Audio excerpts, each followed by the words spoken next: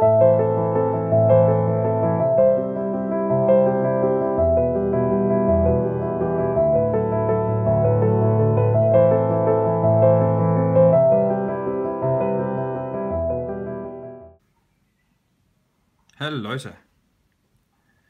I dag der skal vi binde en børsteormsvariant, min egen foretrukne.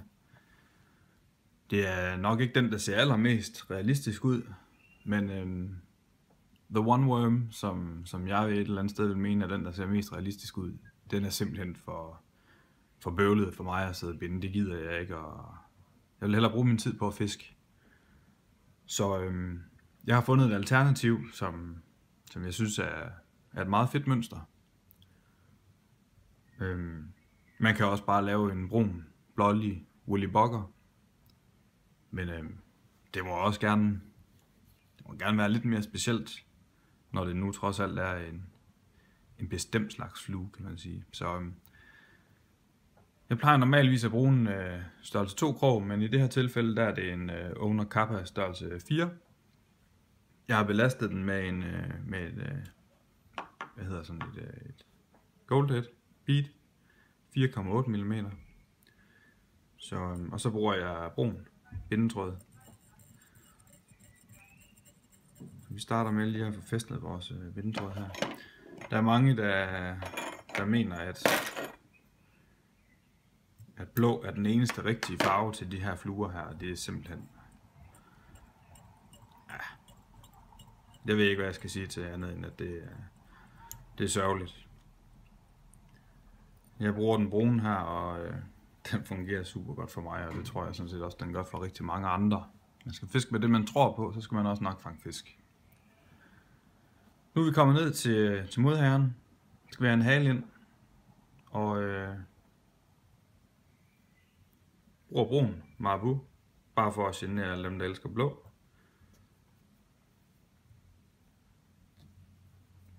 Fjerner lige de grænser, lægger den ned, cirka en krogs længde.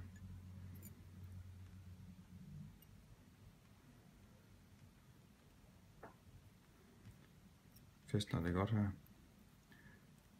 Så lægger vi lige nogle løstørn her. Bruger simpelthen fjerne her som en del af kroppen, sådan så den ikke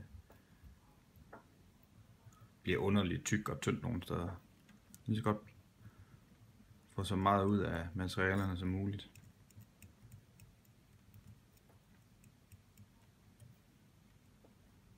Vi tager den lige helt ned her. Så vi kan få det her med. Sådan der. Kører vi lige lidt tilbage igen. Så for det hele det sidder som det skal. Tror jeg nok det gør. Så skal vi have lidt flash ind. Her bruger jeg, i det her tilfælde bruger jeg en kobberfarvet.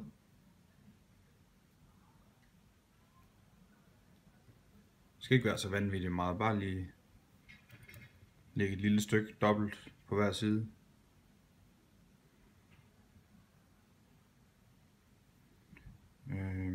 Det er Crystal Flash. Det behøver det ikke nødvendigvis at være, men det bruger jeg ofte på mine kystfluer. Det er gået hen og blevet lidt min foretrukne der. Sådan der. Så har vi fået lavet hale. Vi har fået lidt flash ind. Og så skal vi have en rib på. Og i det her tilfælde, der bruger jeg kobbertråd. Jeg skal bruge saks til det. Hvis jeg har en rigtig fin saks, så lad være med at bruge den til det, fordi det er noget stærkt skidt.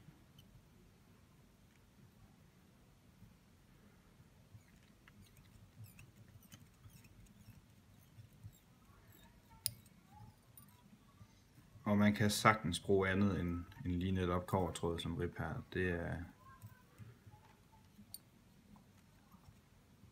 Det er helt op til, hvad man synes passer bedst. Og hvad man lige har. Sådan der. Så tager jeg min web finish. Laver jeg lige en hurtig afslutning her, hvis jeg kan få lov til det. Sådan der.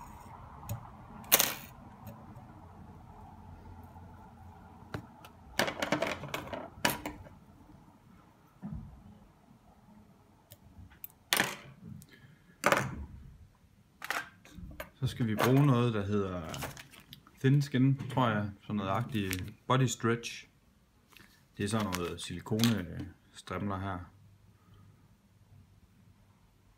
tror jeg nok, så man kan, ligesom de der pro-skjold, man kan købe til rejer og sådan noget.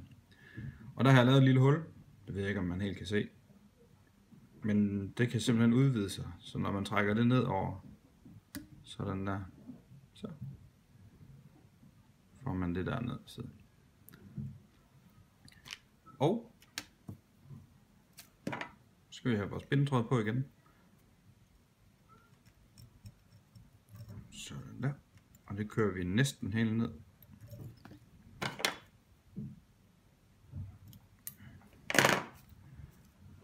Og så skal vi have vores chenille, 15 mm, også brun chenille, der er sådan noget glitterværk i.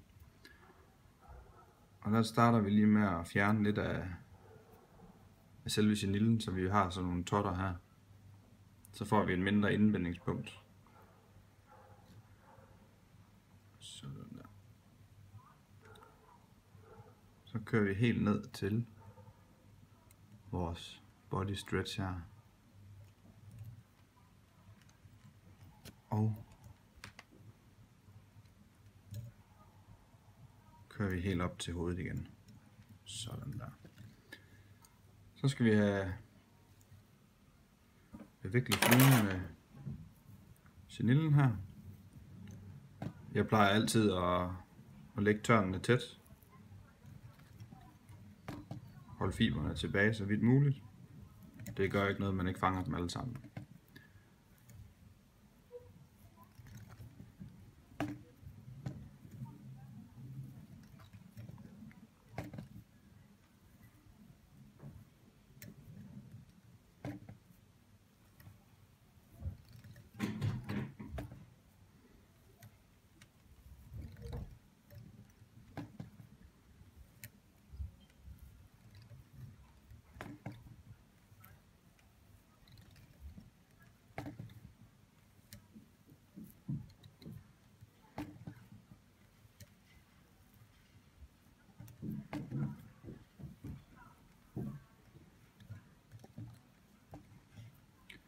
Jeg skal godt lige tage en mere. Sådan der.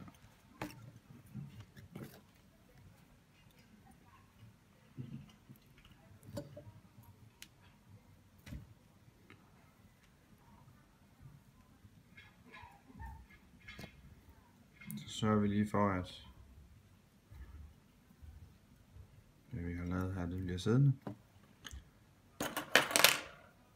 Så skal vi have klippet chenillen, og vi prøver at undgå at tage bindetråden også.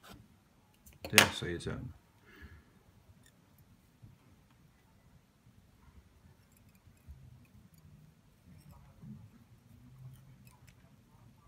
Sådan der. Så har vi jo en rimelig fluffy flue her. Det har vi ikke ret længe. Vi skal nemlig have klippet den. Så vi tager lige vores saks her ned til omkring, hvor vi går på kuglekædehovedet. Og så klipper vi ellers bare.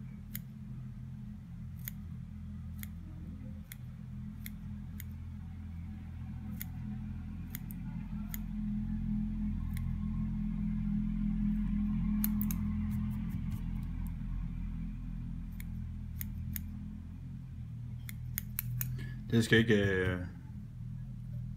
være nogen skønhedskonkurrence. Vi skal bare lige sørge for, at den er sådan rimelig flad på toppen. Så vender vi den lige om. Sørg for, at vi ikke kommer i karambolage med det her silikoneværk her. Og så igen herned til hovedet der, så prøver vi at undgå at tage halen med også.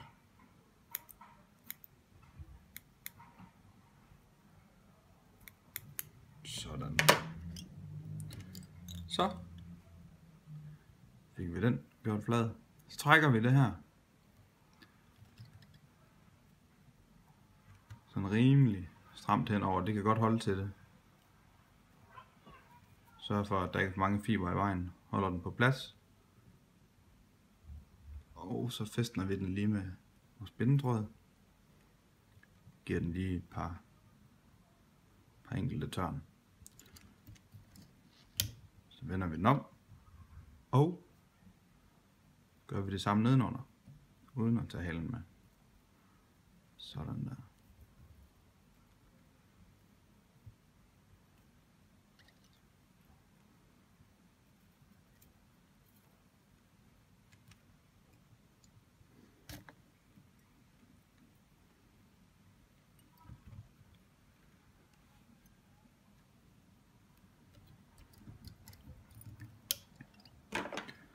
Så kan vi tage og strække lidt mere i den, og så klippe den. Så kommer de til at sidde helt tæt ned ved hovedet. Så vi fortsætter lige rundt og gør det samme her også.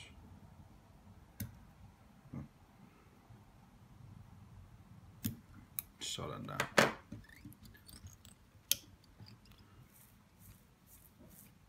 Så skal vi fat i vores rib. Vores rib uden halen. Sådan der. Kører vi den stille og roligt på her. Undgår at få fiberen alt for meget med.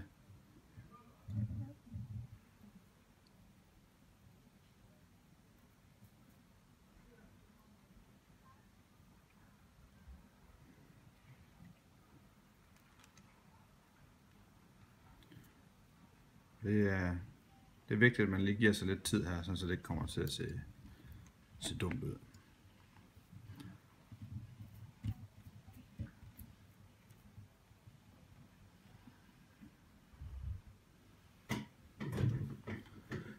Det gør det her lige nu. Så vi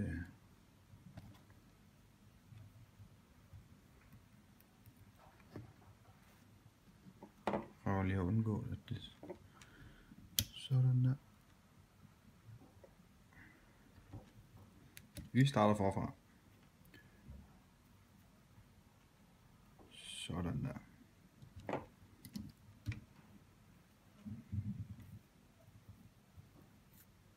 Vi skal sådan have fiberne ned og ligge på siden af det her, sådan så den ikke, sådan så ribben den ikke hiver det hele med op. Og samtidig så skal den helst ikke gå for meget karambolage med det her body stretch. Det skal gerne se pænt ud.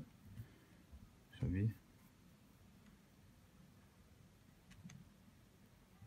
nørkler også stille og roligt mod målet.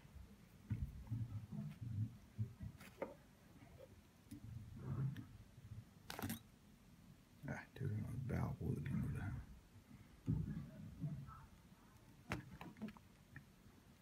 Sådan der. Igen. Ind og fange. Undgå at fange fiberne.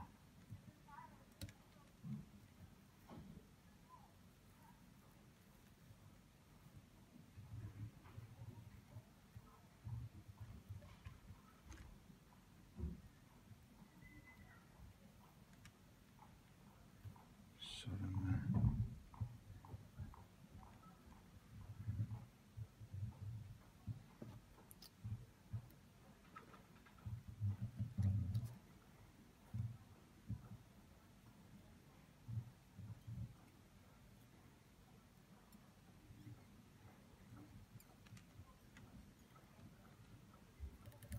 Så tror jeg det lykkes.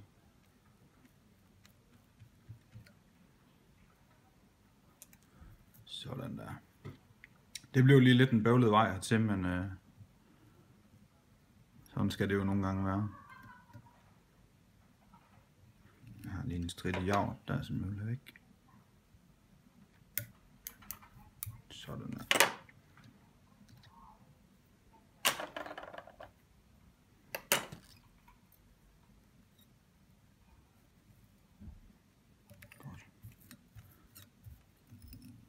skal vi have fluen afsluttet. Det er selvfølgelig på vanlig vis med lige at lægge nogle tør med whip finisher. Strager til.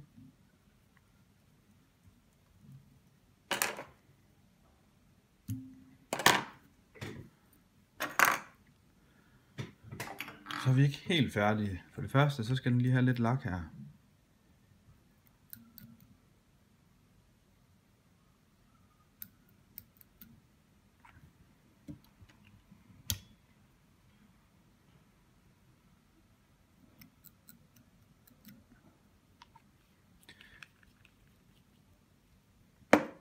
Så skal vi lige have klippet siderne lidt ind, sådan så fluen den ikke er alt for bred.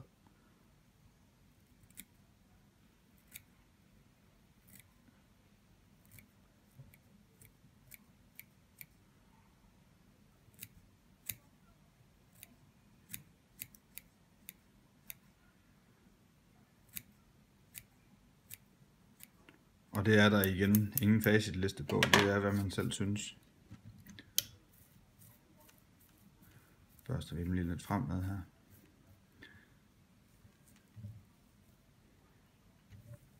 Og så er fluen faktisk fluen klar. Jeg beklager lidt, det er ved at være et stykke tid siden, jeg kan se, at jeg har bundet den her flue, men jeg tror, jeg fik fat i det, og sådan her ser den ud, når man åbner æsken. Det kan vi jo godt lide. Det er lidt sjovere end en helt almindelig, kedelig woolly bugger, selvom den fanger lige så mange fisk, hvis ikke flere. Så sådan der.